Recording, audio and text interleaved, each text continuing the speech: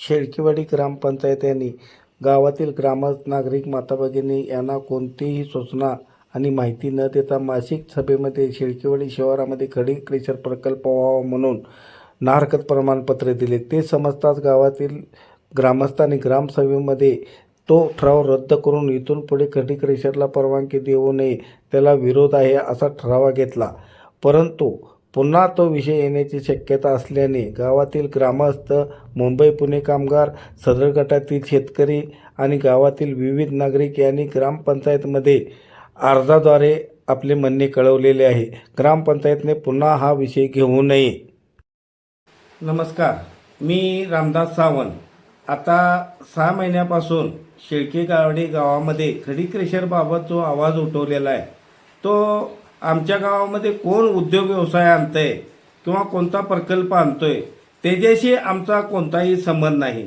आज 1989 पासून ग्रामपंचायत सदरी गावातील कोणतेही रस्ते नोंद नाहीत, कोणाचे नोंदण्या व्यवस्थित नाहीत। ग्रामपंचायत पवनचक्की असो, पवनचक्कीच्या वेळी सुद्धा ग्रामपंचायतने नाहरकत प्रमाणपत्र, ते पवनचक्कीवाले म्हणत होते तुमच्या गावचं ग्रामदैवत आम्ही चांगलं बनवून देतो, डांबरीकरण करून देतो, पण हे गावाला कोणतीच कल्पना न नसता त्यांनी पवनचक्कीला सुद्धा नाहरकत प्रमाणपत्र दिलेलं आहे। त्यावेळेला गावातील जे सदस्य होते त्यांनी 100 रुपयाच्या स्टॅम्पवरती मला तहसीलदारच्या पुढे असं लिहून दिलं की असा कोणताही ग्रामसभा किंवा ठराव ग्रामपंचायत सदरी आमच्या समोर झालेला नव्हता। त्याच्यानंतर बरेच उद्योग व्यवसाय ग्रामपंचायतच्या हद्दीमध्ये आले, त्यामध्ये सुद्धा ग्रामस्थाला कोणतीही कल्पना नसता नाहरकत प्रमाणपत्र दिले गेले। आता सुद्धा खडी क्रेशर व्यवसाय आल्यानंतर गावाला याची कोणतीही कल्पना नव्हती, गावाला माहिती नव्हती, परंतु ग्रामपंचायतने मासिक मीटिंगमध्ये त्यांना ठराव दिला। हा खडी क्रेशर उद्योग विषय पत्रिकेवर येणे गरजेचे असताना असा गलतान कारभार ग्रामपंचायत यांनी केलेला आहे। म्हणून ग्रामस्थांच्या भावना तीव्र आहेत।